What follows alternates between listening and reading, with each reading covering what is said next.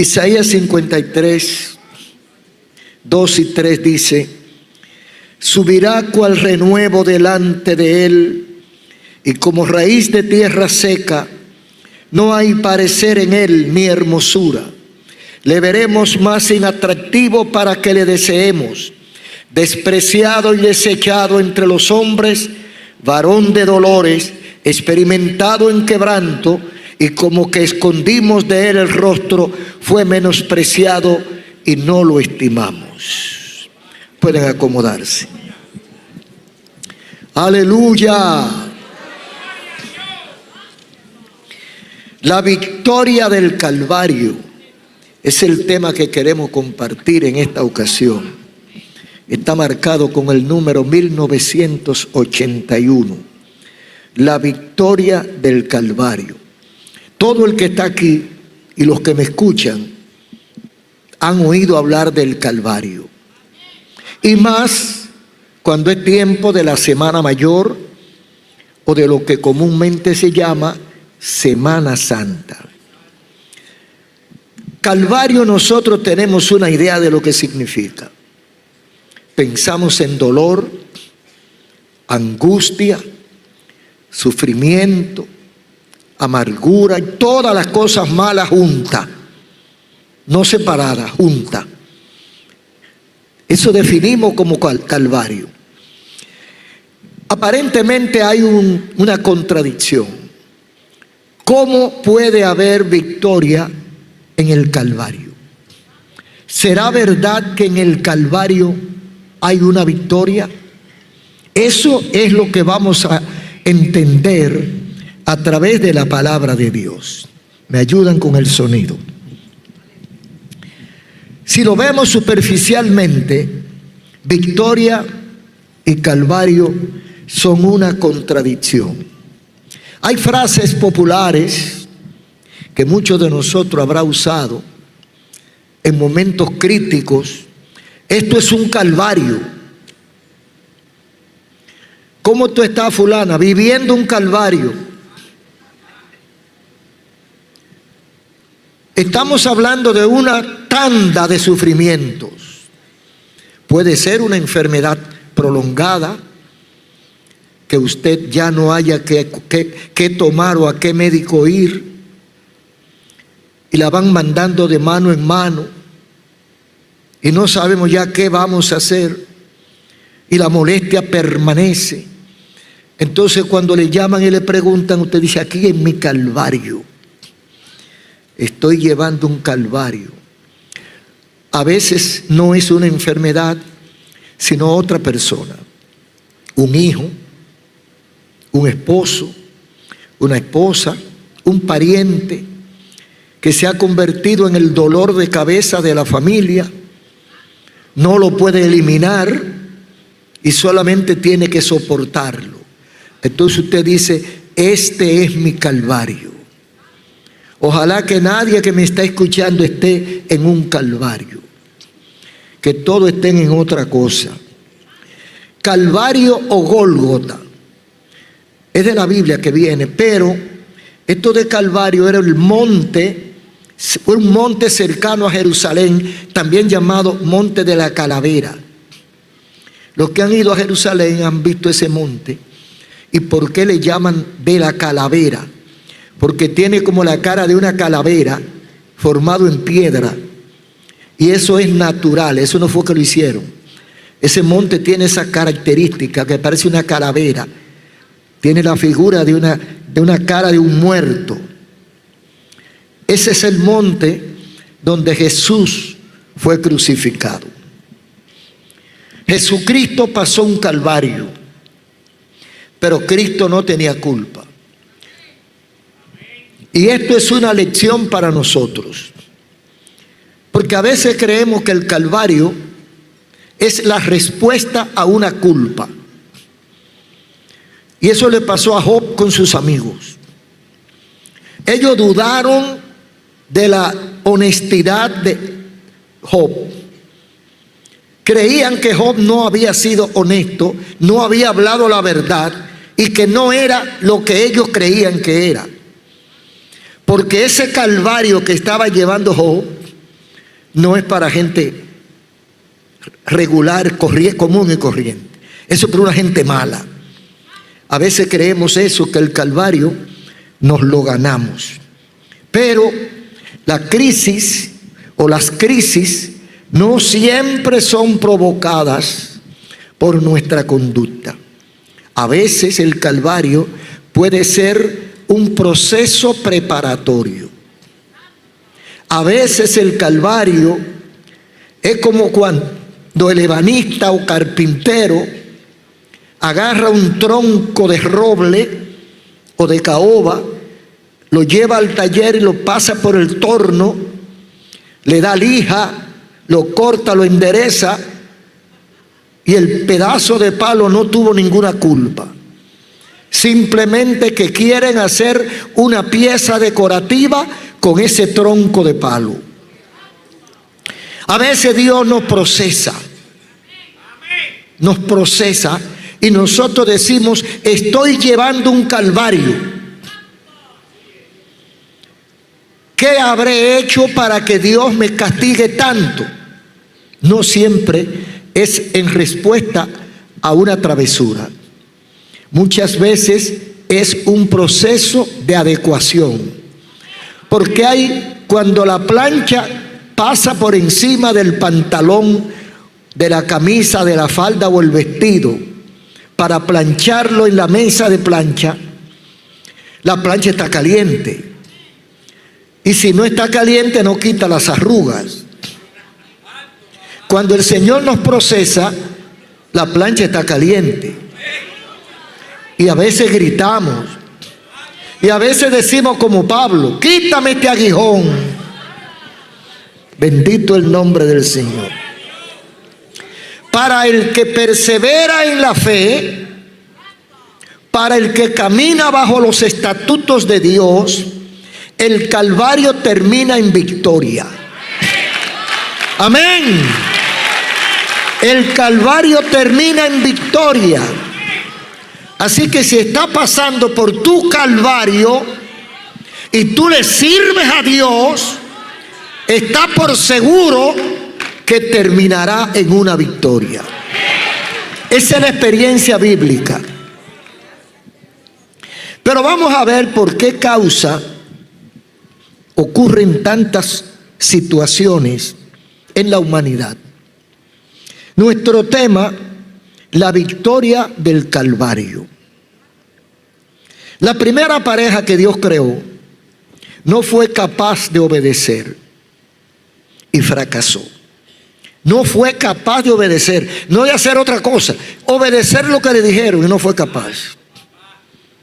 Dice Génesis 2, 16 y 17: y mandó Jehová Dios al hombre, diciendo: de todo árbol del huerto podrás comer, mas del árbol de la ciencia del bien y el mal no comerás, porque el día que de él comieres, morirás. Esa fue la regla que Dios le puso. Dios puso al hombre y la mujer, la primera pareja, en un lugar paradisíaco, en el huerto del Edén. Ahí lo tenían todo. No tenían que dar un golpe para que la comida estuviera a la hora. Todo estaba ahí. No hacía falta nada. Había paz, había salud, había bendición al infinito. Dios solamente le dio una restricción. Solo le pidió una cosa: no toquen el árbol que está en el centro. Ese árbol es el árbol de la ciencia, del bien y del mal. No lo toquen y no pregunten por qué. Pero el ser humano es curioso. No solamente los niños son curiosos, nosotros. Usted pasa 50 veces por un sitio y no le importa que haya una caja en el suelo, pero si le dicen que no la toque, inmediatamente usted quiere averiguar qué es lo que hay en esa caja. ¿Por qué me dicen que no la toque? Y yo me imagino que Adán y Eva pasaban por el árbol y lo miraban y seguían. Y al otro día volvían y pasaban Y Eva como que se quedaba atrás mirando el árbol. ¿Qué será lo que tiene ese árbol? ¿De qué será que está hecho? ¿Por qué Dios me dijo que no lo toque? Lo importante no es lo que es, lo que tiene o lo que significa el árbol. Lo importante es el mandato que te dieron. Te dijeron no lo toque, no lo toque. Puede tocar todo lo que hay en el huerto. Animales y plantas, todo lo que hay en el huerto lo puede tocar, lo puede averiguar. Pero eso respétalo. Pues ese era el que ellos querían averiguar. Hasta que cayeron en el gancho y violaron el mandato divino. Ustedes saben que eso es una historia conocida hasta de los niños.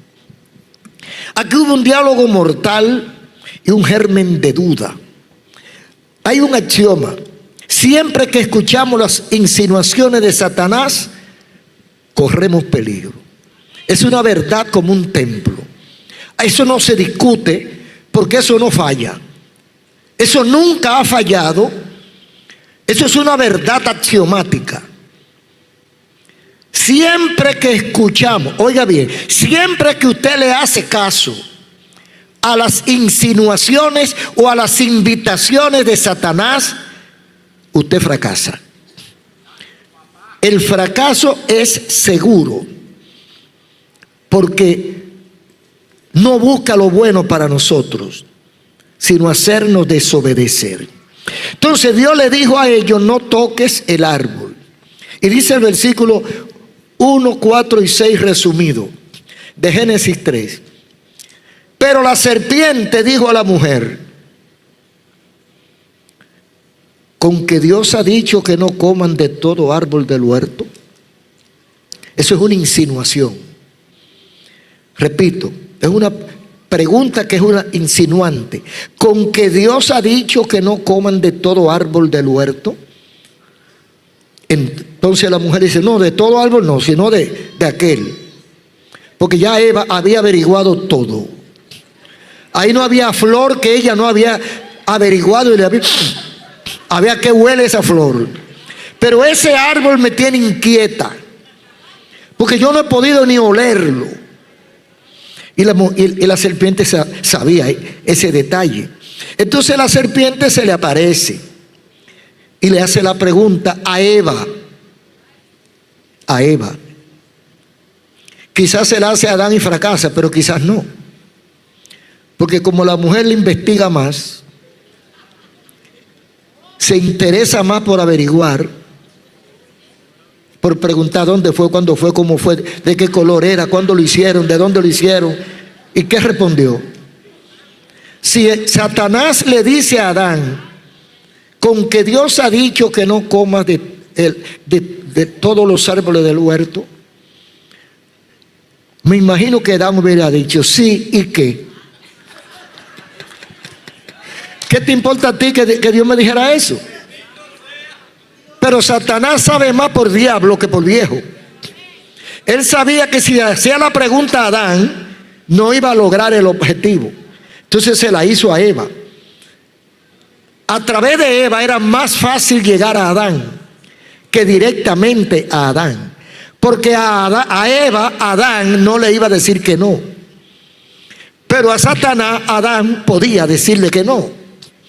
Es más fácil para un hombre decirle que no a Satanás que a una mujer. Por eso la mayoría de los hombres que fracasan, no voy a terminar eso. Déjalo ahí, varón. Aleluya. Pues aquí está la discusión. La mujer dijo, entonces la serpiente dijo a la mujer: no morirán nada. Lo que pasa es que Dios sabe que el día que coman de ese árbol serán abiertos vuestros ojos y serán como Él. Oiga, ¿qué promesa le hace?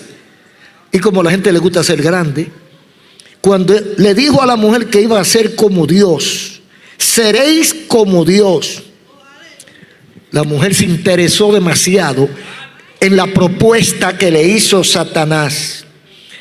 ¿Y qué hizo la mujer? Aprovechó que Adán no estaba ahí y probó del árbol de la ciencia del bien y del mal. La mujer, cuando probó, ¿cuál fue el segundo paso? Buscar a Adán y hacer lo que pruebe. Cuando la mujer comió, la mujer se empoderó. Se empoderó y comió. No consultó. E hizo que su marido también comiera. Ella no le preguntó a Adán para probar. Ella buscó a Adán después que había probado. En otras palabras, ella tomó la iniciativa, se empoderó, porque eso es lo que Satanás quiere, variar el orden divino. Ahora pone a la mujer al frente para que la mujer provoque al marido y lo haga fracasar. Entonces dice el verso 3:7, comieron y se dieron cuenta que estaban desnudos. Se dieron cuenta que estaban desnudos. ¿Y cuándo habían tenido ropa? Ellos nunca habían tenido ropa. Eso no existía. Uno no sabe cuántos años pasaron entre una cosa y otra. Pero la cuestión es que ellos se dan cuenta después que comen del árbol. Entonces se le abren los ojos y dicen, pero estamos desnudos. ¿Por quién te ha dicho a ti que tú necesitas ropa? El que te hizo no te hizo ropa, te hizo así como tú eres. Pero ahora el diablo le ha dicho que están desnudos porque llegó la malicia.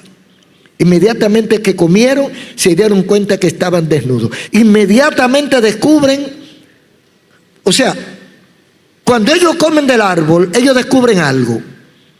Porque cuando el hombre y la mujer se empoderan, descubren algo. ¿Sabe qué descubrieron ellos? Que Dios se había equivocado. ¿Dónde se equivocó Dios? Que no hizo ropa. Entonces ellos salieron a buscar hoja de higuera para hacerse ropa, porque le daba vergüenza que los animales los vieran desnudos, porque eran los animales los únicos que estaban por ahí, y ellos dos se iban a ver desnudos como quiera. Entonces, ¿a quién le tenían vergüenza? A los animales y a ellos mismos. Entonces la mujer y el hombre se empoderaron, no consultaron y descubrieron que Dios se había equivocado con no hacerle ropa. Entonces, cada vez que el hombre le hace caso a Satanás, cree que ha descubierto el hilo en bollito. Acabo de descubrir un secreto. Necesito ropa. Eso descubrió Adán y Eva. Años después, ellos descubrieron que estaban desnudos y que Dios se había equivocado al no darles ropa. Entonces, ¿qué hicieron? Fabricar algo que Dios no fabricó, porque Dios no fue que hizo la ropa, hermano. Mire, hay una religión por ahí, me dijeron, unas iglesias que se agarran de esos versículos y los cultos lo dan desnudo. No salen para la calle desnudo. No salen para la calle desnudo porque ya usted sabe que está prohibido y tienen problemas con la ley. Pero ellos sus actividades las hacen así, porque ellos dicen que la ropa vino por causa del pecado. Aleluya. Todo lo que significa pecado me lo quito. Aleluya. Porque el hombre lo que vive es buscándole la contra a Dios. Sin embargo, siguieron en su pecado y sigue el proceso. Se apareció Jehová, le preguntó que si estaba, que por qué se escondieron. Cuando ellos sintieron la presencia de Dios, se escondieron. Dios le llamó que por qué se esconden, que porque estaban desnudos, como que Dios tampoco sabía que ellos estaban desnudos. Oímos tu voz y nos escondimos porque estábamos desnudos. Aleluya. A veces cuando Dios lo hizo tenían ropa. Entonces Dios le habló, le hizo una promesa de redención y también habló de juicio por causa de lo que ellos habían hecho. Jehová dijo a la serpiente: maldita serás. Al primero que Dios castiga por ese pecado es a la serpiente, que es símbolo de Satanás. es instrumento de Satanás en toda la Biblia. Jehová dijo a la serpiente: maldita serás entre todas las bestias del campo. Dicen algunos estudiosos profundos de la historia bíblica que antes la serpiente andaba con una parte del cuerpo arrastrada y la parte medio cuerpo levantado.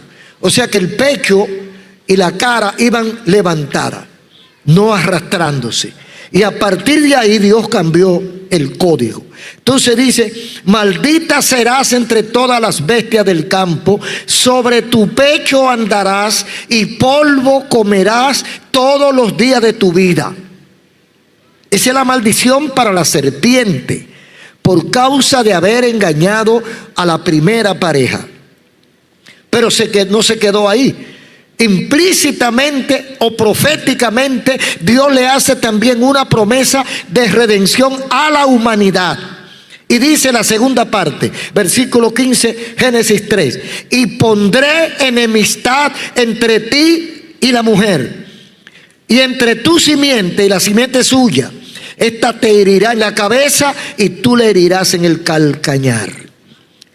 Cuando está hablando con la serpiente, y a la serpiente Dios le dice: pondré enemistad entre tú y la mujer, y entre la simiente tuya, o sea, los descendientes de la serpiente, los seguidores de Satanás, entre la simiente tuya y la simiente de la mujer. La simiente de la mujer es Jesucristo, y somos nosotros. Entonces dice que pondré enemistad entre los seguidores de Cristo, o entre Cristo y sus seguidores, y la serpiente y sus seguidores.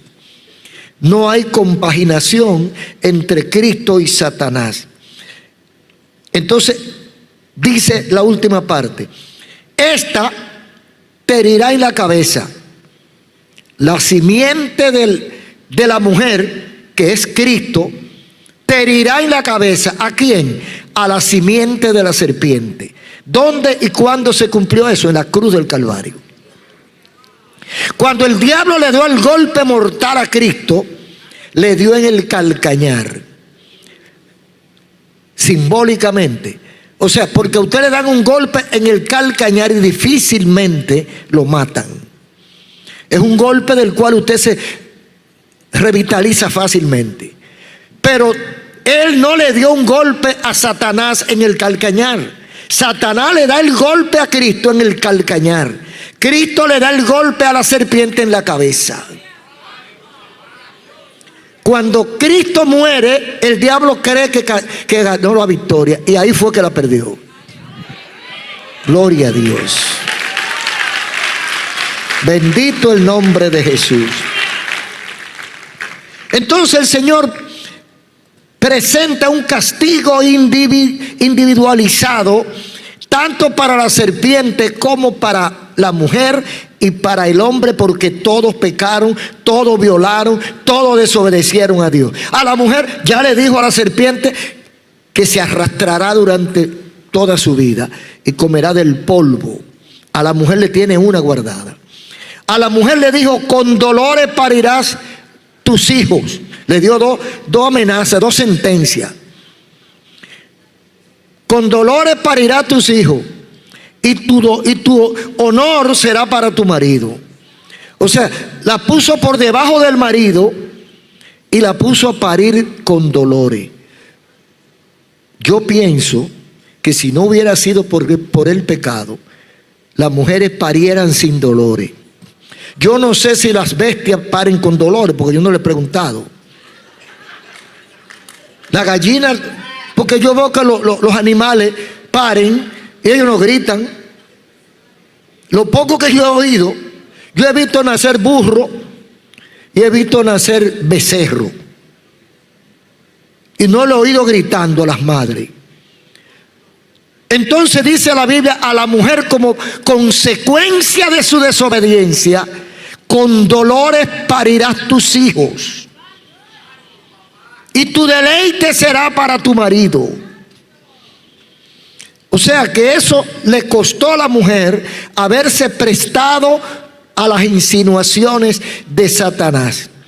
Entonces, el Señor castigó a la mujer con dolores de parto y al hombre también lo castigó. Se acabaron los vagos a partir del pecado. Le dice el Señor al hombre: y tú, con el sudor de tu frente te mantendrás. Es decir, que el hombre desde que nace tiene que trabajar hasta que muere. Mire, todo hombre normal trabaja, a menos que sea un parásito, porque hay parásitos también que quieren que todo se lo den. Pero el castigo del hombre es el sudor de su frente. Con el sudor de tu frente te mantendrás y trabajarás durante todos los días de tu vida. Nada será gratis. Si no te vas a conseguirlo, no lo tendrás. Tienes que pagar el precio. Entonces, después que le lee la sentencia, dice el versículo 24 del capítulo 3 de Génesis: echó pues fuera al hombre y puso querubines para guardar el camino al árbol de la vida.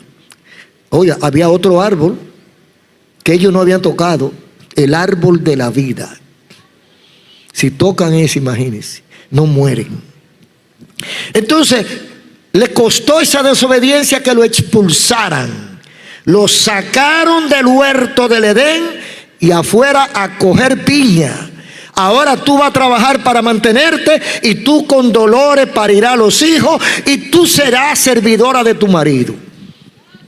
Esa fue la sentencia y no le quedó de otra. Y a la serpiente te arrastrará durante toda tu vida. Así castigó el Señor esa desobediencia. Pero miles de años después, o siglos después, surge un profeta llamado Isaías. El hombre fracasó. La desobediencia hundió a la humanidad en el pecado y perdió la gracia divina. No era esta vida la que Dios había programado para nosotros.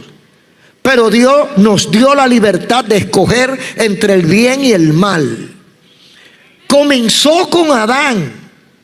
Dios le dio a Adán la capacidad de elegir y nosotros heredamos ese libre albedrío. Dios puede controlarnos y no dejarnos ni respirar, pero Dios nos dio libertad para que escojamos lo que nosotros querramos. Entonces, esa libertad llevó a Adán y a Eva a pecar. Entonces, siglos después de todo ese, miles de años después, surge el profeta Isaías y habla de un redentor para la humanidad. O sea, alguien que iba a venir a redimir. Redentor o redención significa el pago de un secuestro. O sea, alguien está secuestrado y el secuestrador dice: tiene que darme $2 millones para yo soltarlo. Entonces el redentor paga y le devuelve. ¿Por qué le devuelven al cautivo, al prisionero? Porque pagó la redención. Cristo vino a pagar nuestra redención. Nosotros estábamos perdidos y el Señor se presta para pagar lo único que había que pagar para que nosotros tuviéramos la opción de ser libres. Entonces, este redentor es el que viene a herir a la serpiente en la cabeza. Dice Isaías, unos 600 años o más antes de Cristo, dice Isaías 53:2, refiriéndose a Cristo, refiriéndose al Cordero de Dios, al Redentor. Dice Isaías: subirá cual renuevo delante de él, como raíz de tierra seca.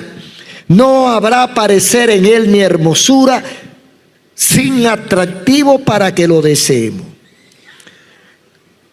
O sea que ese sujeto, ese Cristo, ese Redentor que Dios enviaría y que lo hizo a través de María, lo hizo nacer en este mundo para utilizar un estuche humano, por obra y gracia del Espíritu Santo, como dice la Biblia, dice, como raíz de tierra seca.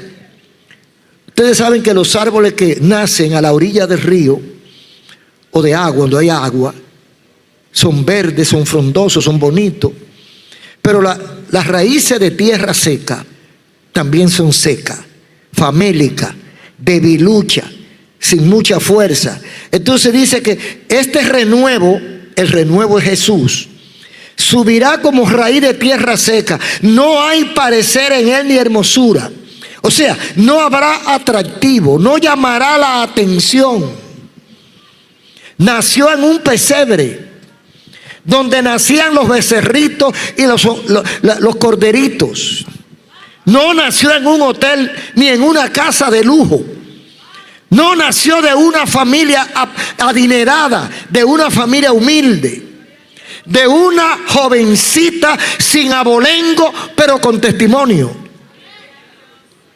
No había atractivo humano en el nacimiento de Jesús.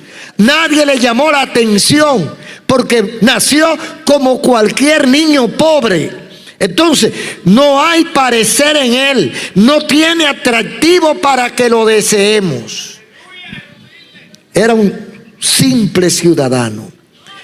Y dice el versículo 3, ¿cómo lo recibe la humanidad? Despreciado y desechado entre los hombres, varón de dolores, como que escondimos de él el rostro, fue menospreciado y no lo estimamos.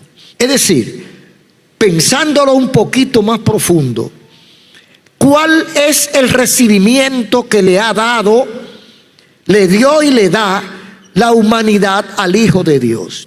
¿Qué recibimiento le da? Dice, despreciado y desechado. Es lo que está haciendo la sociedad de hoy. La sociedad de hoy desprecia a Cristo.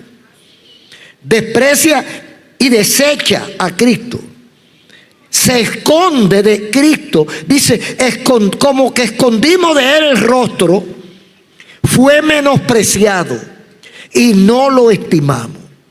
O sea que Jesús, en esta sociedad, en este mundo, fue recibido de la peor manera que se puede recibir a un visitante. Y hoy esta humanidad no ha cambiado.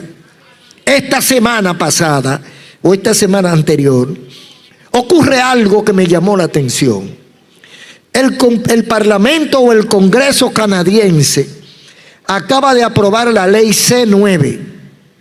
Esta ley prohíbe la Biblia por su mensaje de odio. Y cualquier pastor que esté predicando, especialmente Romanos capítulo 1, y hablándole a la gente de que son pecadores, de que van al infierno, será tomado preso y tendrá una condena de años en la cárcel. O sea, está claro que esta sociedad es una sociedad secuestrada por el diablo. Nadie predicó un mensaje de más amor que Jesucristo. Y a los que predicaron el crimen y el degollamiento de los infieles, lo tienen en bandeja de plata. Pero al que predicó amor, al que predicó que ame aún a tu enemigo, al que vino a dar su vida por los pecadores, al que amó a las prostitutas y a los ladrones, dicen que tiene mensaje de odio. Y entonces, ¿cuál es el mensaje de amor? Eso está ocurriendo ahora. Desprecian a Jesús, apoyan a los criminales, aplauden a los perdidos, a los secuestradores, a los pedófilos, pero desprecian el evangelio. Mensaje de odio. El único mensaje de amor que se predica en este mundo es el mensaje del evangelio de Jesucristo.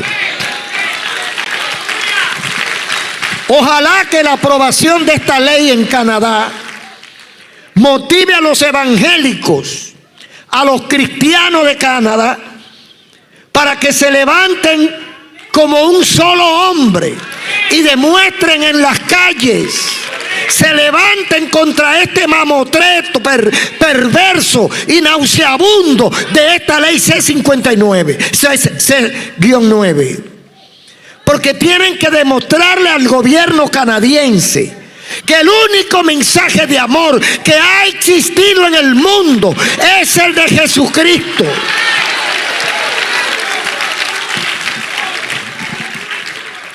El plan de Jesucristo, hermanos y amigos, no pudo ser más noble. El plan de Jesucristo no pudo ser más amoroso. No vino en busca de dinero. No vino en busca de fama, porque la tenía. No vino en busca de brillo, porque lo tenía. No vino en busca de simpatía. Solo vino a sacrificarse. Él mismo dijo, a dar su vida por los demás. Envuelto en un puro mensaje de amor. Dice el versículo 4 del capítulo 53 de Isaías.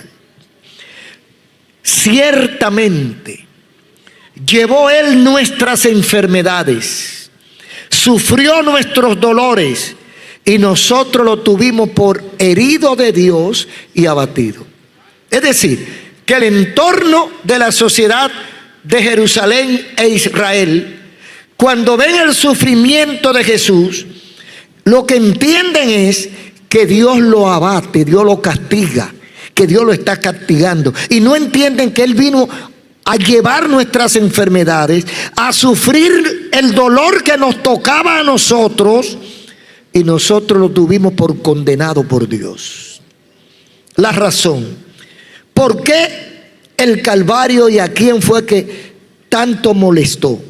¿Por qué a esta sociedad le molesta tanto la cruz del Calvario? ¿Por qué tanta molestia? ¿Por qué tanto rechazo? Dice 5 y 6 de Isaías 53. Él fue herido por nuestros pecados.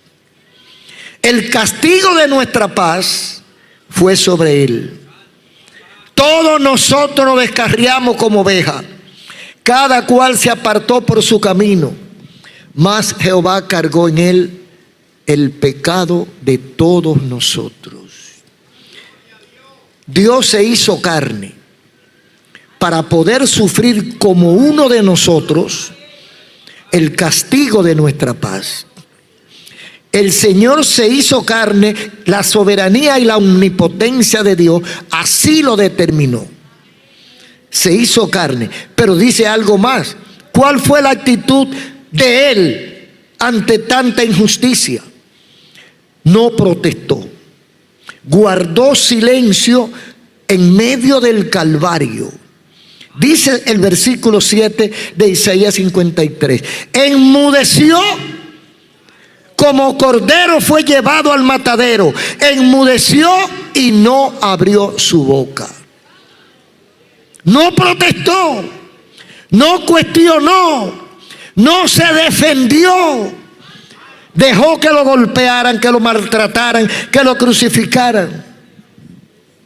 Algunos, ayer y hoy, han llegado a decir que el Calvario fue un show. Un espectáculo inventado por los evangélicos o por los seguidores de Cristo. Nadie tiene más evidencia de que existió que Jesucristo. Primero tiene que estar en los registros civiles de Roma, porque fue durante el gobierno romano sobre Israel. Está registrado en los anales de la historia. Tuvo fecha o tiene fecha. Si sabe el lugar donde fue crucificado, quiénes lo crucificaron, por qué lo crucificaron y cuándo lo crucificaron. El Calvario no pudo ser un show, un espectáculo, porque el que murió fue real y habían dos más que no eran él. Y esos otros dos también son figuras históricas, porque esos dos presos que fueron condenados a muerte, esos dos ladrones, aparecen en los registros de Roma también, con nombre, apellido, fecha de nacimiento y familia. Entonces eso no es una leyenda. Una leyenda es un cuento inventado. Eso no, eso está registrado. El Calvario fue un hecho, no un espectáculo.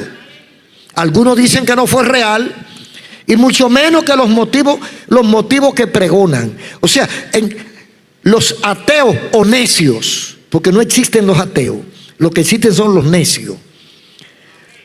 Los necios que quieren desvirtuar lo que pasó en el Calvario, dicen que no fue real, y mucho menos fue real el motivo por el cual murió. O sea que Cristo no murió por nosotros, que Cristo murió para hacer un espectáculo. Tenemos que admitir que no fue un fraude. Cristo sufrió como humano, no como divino, porque esa es otra alternativa que buscan los necios. No, pero así cualquiera sufre, porque Dios, dale un golpe a Dios a ver si lo va a encontrar para dárselo.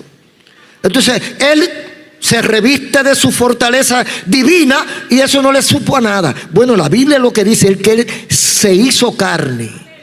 El verbo, dice Juan 1, el verbo se hizo carne y habitó entre nosotros, y vimos su gloria, gloria como de unigénito del Padre. Sabemos que Cristo durmió, comió, participó con familiares, con Marta, María, con Lázaro, con Pedro, con Juan, comió pescado con ellos. Era de carne y hueso, igual que nosotros. Cristo era humano y como humano sufrió. No fue un fraude, fue una realidad. Y no fue solo una muerte, porque ¿cuánta gente ha muerto? O sea, ¿cuál es la grandeza de que mataran a Cristo? Mataron 3 junto con Cristo, mataron 2 más. Entonces, ¿por qué tanta laraca por la muerte de Él? ¿Cuánta gente no se han crucificado por una causa política, por un amor o por cualquier ideología? Él no es el único que se ha crucificado. Muchos han muerto por causas distintas. Ahora, ¿quién murió y por qué murió es la diferencia? ¿Quién murió? Un santo. Uno que no hizo pecado. Y uno que además de no haber pecado, se ofreció por los pecadores. Se entregó a morir por los verdaderos culpables. Por eso es la diferencia de la muerte de Jesús. Además, en tercer lugar, Jesús no tenía que morir. No era el responsable de la culpa humana, pero Él se ofreció a pagar el precio. Sufrió solo por su culpa. Fue abandonado y olvidado por sus propios discípulos. Murió solo, sufrió solo, nadie lo ayudó. Y en sus palabras finales, Él revela su esencia.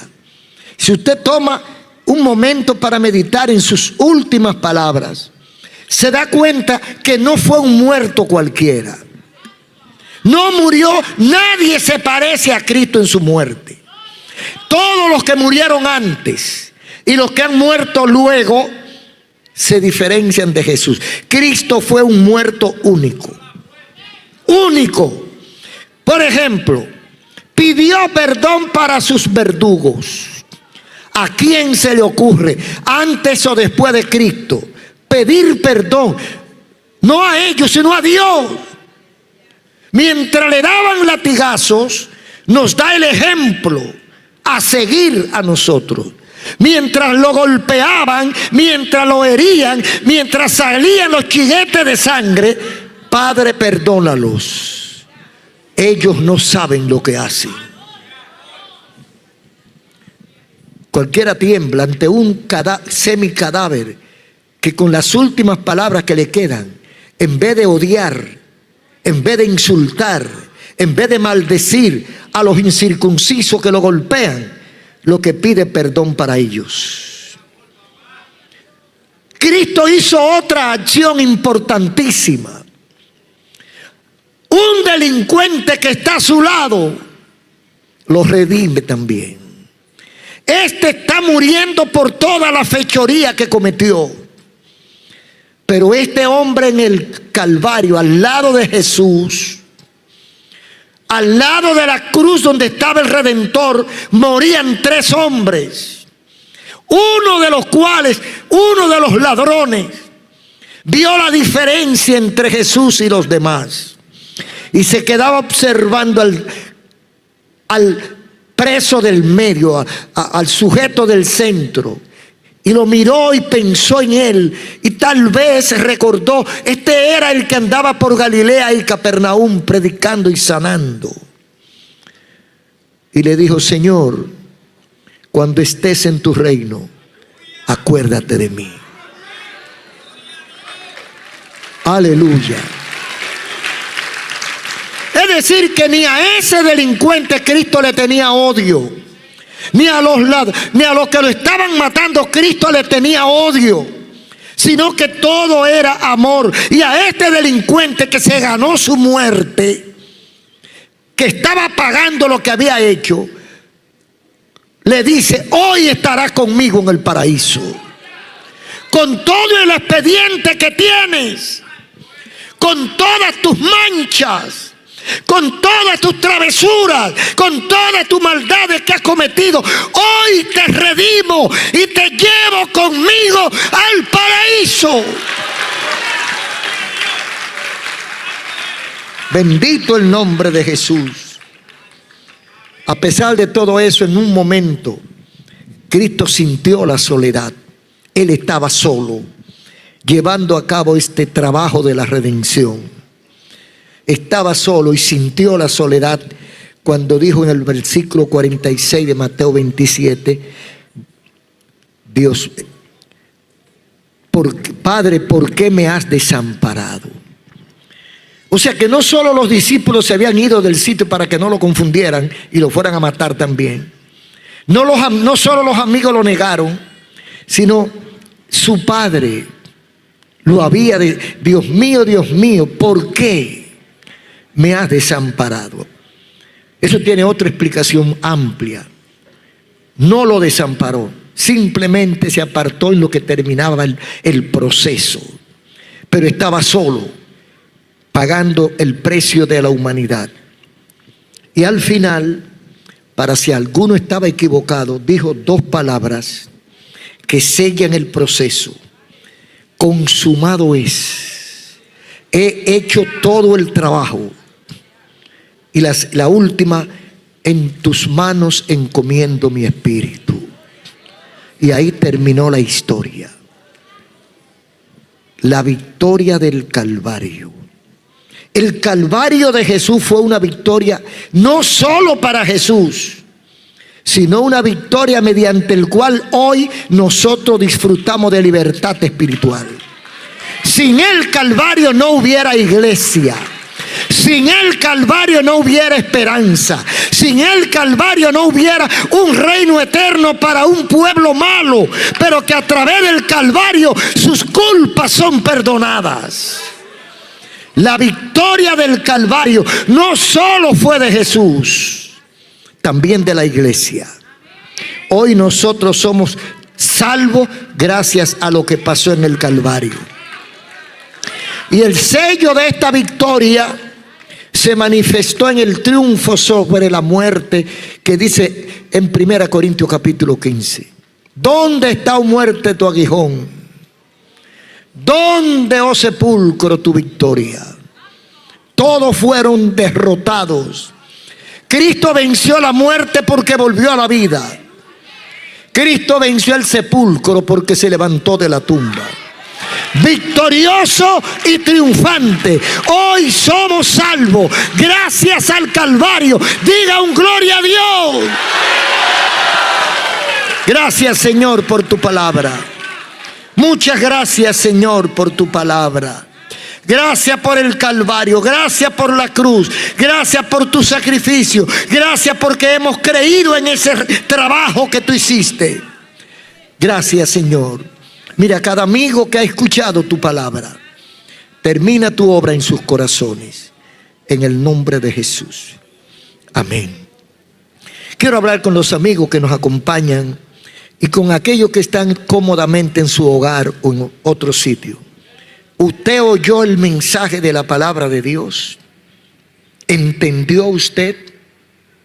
¿Lo creyó usted? ¿Quiere acogerse a esa bendición? Permitir que el privilegio, que los beneficios del Calvario lleguen a tu vida y a tu casa. Si quiere que esto sea realidad en tu vida y en tu casa, entrégale tu vida a Cristo ahora. Haz un compromiso, un pacto con Dios. Y esto no te da mucho trabajo, vamos a hacerlo orando. Tienes que entregarle tu vida a Cristo, hablar con Él. Y Él tomará control de tu vida y te ayudará. Eso es un hecho comprobado y corroborado por millones de almas. Todo el que está aquí que no ha entregado su vida a Cristo, todos los amigos que están aquí o que están a través de la radio, la televisión o cualquier medio, ahí donde usted está, le voy a invitar a entregar su corazón al Señor y le voy a decir cómo hacerlo. Vamos a orar. Cierre sus ojos y yo lo voy a guiar en su primera oración. Cierra tus ojos, vamos a hablar con Dios y a pedirle perdón. Repita conmigo. Padre Celestial, estoy delante de tu presencia. Reconozco que he pecado. He sido un hijo desobediente. Pero en este momento reconozco mi pecado. Te pido perdón. Te pido que me limpie con la sangre que derramaste en la cruz. Cambia mi carácter. Transforma mi vida. Dame un nuevo corazón. Escribe mi nombre en el libro de la vida y ayúdame a perseverar hasta que tú vuelvas. Te entrego mi alma, mi corazón, mi vida. Te entrego mi carácter y todo lo que soy. Y de hoy en adelante, seguiré tus pasos. Cuento con tu fuerza y con tu sabiduría. Todo te lo pido en el nombre de Jesús. Amén. Todo el que está aquí, que Dios tocó su corazón e hizo esta oración de entrega, póngase de pie. Queremos orar por ti aquí en el altar. Todo aquel que está aquí y que hizo esta oración de fe, que ha sentido la necesidad de un acercamiento a Dios, póngase de pie. Ve.